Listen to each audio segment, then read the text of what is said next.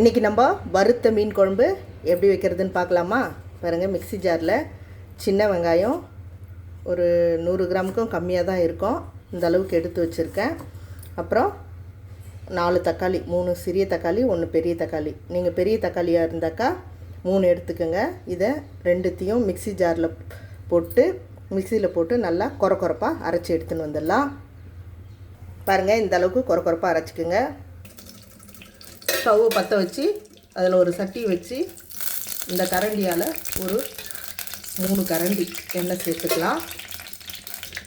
கடுகு, சீரகம், வெந்தயம் இது 3 சேர்த்துக்கலாம். பொரிஞ்சு வரட்டும். 10 போல் பூண்டை இந்த மாதிரி நசுக்கி வச்சுருக்கேன். ஒரு கொத்து கருவேப்பிலை எடுத்து வச்சுருக்கேன். கடுகு பொரிஞ்சதும் அதை இதில் சேர்த்துக்கலாம். சேர்த்துட்டு நல்லா வதக்கி விட்டுக்கலாம். பூண்டு இந்த அளவுக்கு நல்லா வதங்கியதும் நம்ம கொரப்பாக அரைச்சி வச்சுருக்க வெங்காயமும் தக்காளியும் சேர்த்துக்கலாம்.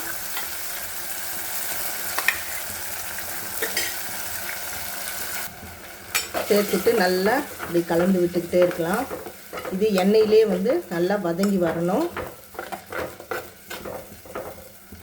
குழம்புக்கு தேவையான அளவு உப்பையும் இப்போவே சேர்த்துக்கலாம். பத்தலைன்னா பார்த்துட்டு சேர்த்துக்கோங்க.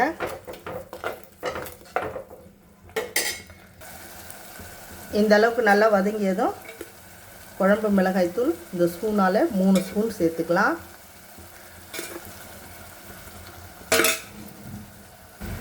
அதையும் பச்சை வாசனை போகிற அளவுக்கு வதக்கிக்கலாம்.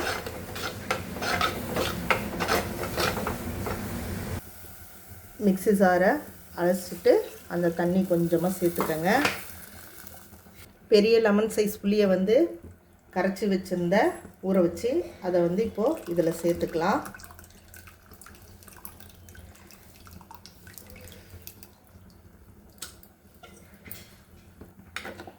சேர்த்துட்டு நல்லா ஒரு முறை கலக்கி விடுங்க. நம்ம குழம்பு இந்த பதத்துக்கு திக்காதாங்க நிறுத்துவோம். அதனால் இப்போவே உப்பு காரம்லாம் சரியாக இருக்குதான்னு நீங்கள் செக் பண்ணிக்கோங்க. அப்புறம் நம்ம இன்னும் கொஞ்சம் தண்ணி சேர்த்துக்கலாம்.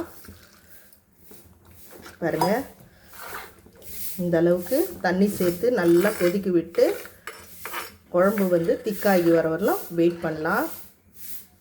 இந்த மாதிரி ஒரு கடாயில் எண்ணெய் வச்சுட்டு இப்போது மீனை ஏற்கனவே நான் உப்பு மிளகாய் போட்டு தடவி வச்சுருந்தேன். அதை எண்ணெயில் போட்டு வறுத்து எடுத்துக்கலாம்.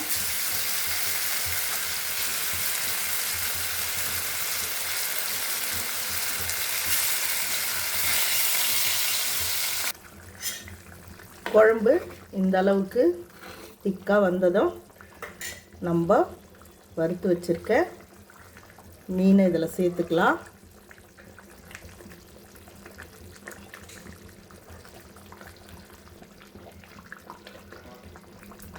சேர்த்துட்டு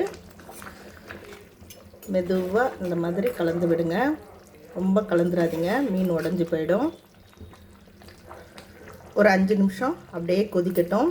ஏற்கனவே மீன் வெந்து போச்சு, இருந்தாலும் கொஞ்சம் ஒரு 5 நிமிஷம் அப்படியே கொதிக்க விட்டு இறக்கிடுங்க. Stove off பண்ணியாச்சுங்க. மீன் குழம்பு பாருங்கள், ஆஃப் பண்ணிட்ட பிறகும் எப்படியே கொதிச்சிட்ருக்கு. அவ்வளோதாங்க, இன்றைக்கி நம்ம வறுத்த மீன் குழம்பு சூப்பராக ரெடி ஆயிடுச்சு. இது இப்போவே சாப்பிட்லாம், ஏன்னா உப்பு காரெல்லாம் நல்லா ஏறி இருக்கும். இதுக்கு வெயிட் பண்ண வேண்டிய அவசியம் இல்லை. நீங்களும் ஒரு முறை இந்த மாதிரி வீட்டில் ட்ரை பண்ணுங்கள். எப்படி இருந்துச்சுன்னு உங்கள் கமெண்ட்ஸில் சொல்லுங்கள்.